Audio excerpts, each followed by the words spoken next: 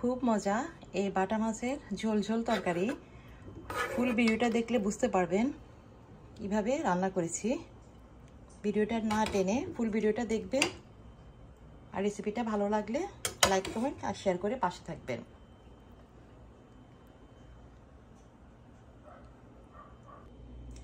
Hello viewers, আপনারা যারা বাটা মাছ খেতে পছন্দ করেন, এই কোম্পানির বাটা মাছটা অনেক ভালো।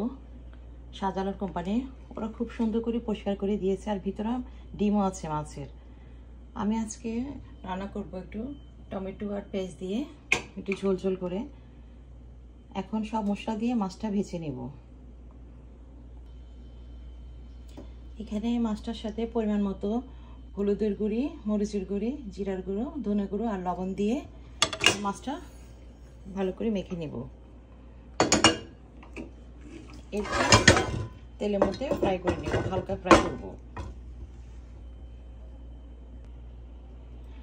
এইভাবে সবগুলা মাছকে মশলার সাথে ভালো করে মেখে নিয়েছি।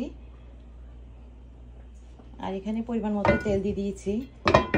মাছ ভাজি করার সময় পাইপের ভিতরে যদি হালকা একটু লবণ ছিটিয়ে দেওয়া হয়, তাহলে কিন্তু মাছগুলো লেগে যাবে না। এখন সবগুলো মাছ ভেজে নেব, হালকা ভেজে নেব।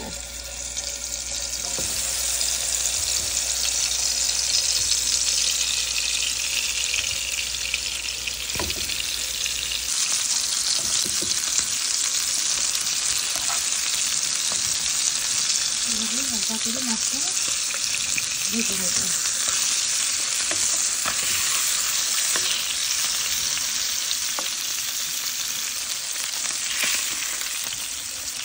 মাছগুলো হালকা ভেজে তুলে নেব।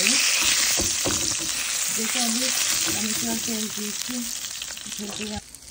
এভাবে সবগুলা মাছ হালকা ভেজে নিলাম।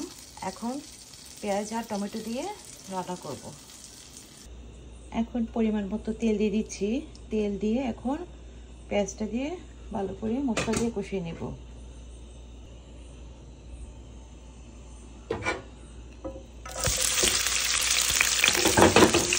পেঁয়াজ কুচটা দিয়ে দিলাম, পেঁয়াজ কুচি দিয়ে ভালো করে ভেজে নেব।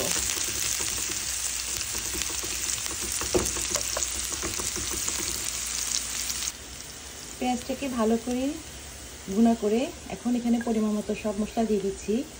এখানে হলুদের গুঁড়ো, জিরার গুঁড়ো, ধনে গুঁড়ো, লাল মরিচের গুঁড়ো আর মিক্স মশলা আছে, আর লবণ। এখন সব মশলা দিয়ে দিচ্ছি।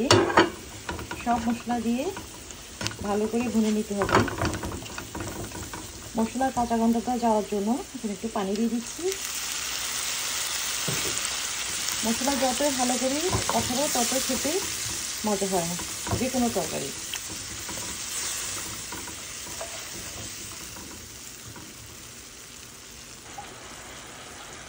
মশলাটা ভালো করে কষানো হয়ে গেছে। মশলাটা ভালো করে কষানো হয়েছে আমরা কীভাবে বুঝবো? যখন দেখবো মশলাটা তেলের উপরে ভেসে উঠেছে, তাহলে বোঝা যাবে মশলাটা ভালো করে কষানো হয়েছে। এখন টমেটো দিয়ে দিচ্ছি।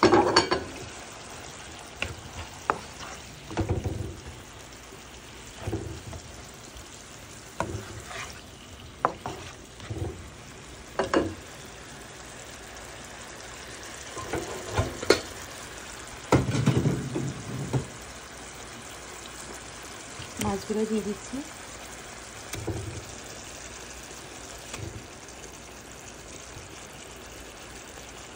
মাছটা যেহেতু নরম, তাহলে হালকাভাবে একটু বিছিয়ে দিতে হবে।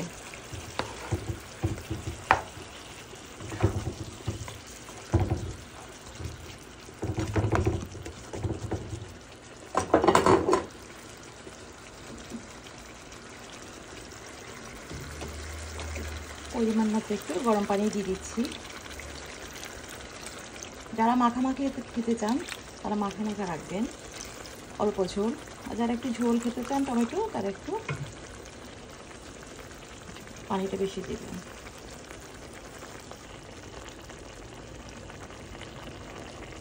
খুব সুন্দর কালার হয়েছে, খেতেও কিন্তু এই বাটা মাছ অনেক মজা।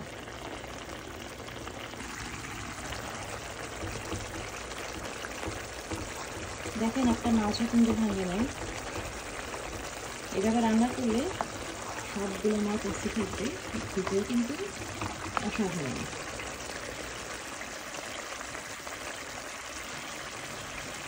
বাটা মাছের ঝোল ঝোল তরকারি। এখন পরিমাণ মতো ধনেপাতা দিয়ে দিচ্ছি। ধনেপাতা দিলে এর টেস্টটা আরও বেড়ে যায়। আমি যেহেতু এটা ঝোল ঝোল রাখবো, তাই আমার রান্নাও শেষ।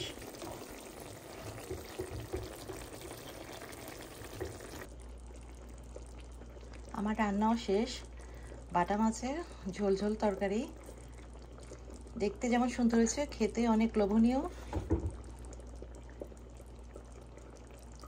এভাবে ট্রাই করে দেখবেন। আর আমার রেসিপিটা যদি ভালো লাগে, লাইক, কমেন্ট আর শেয়ার করে পাশে থাকবেন।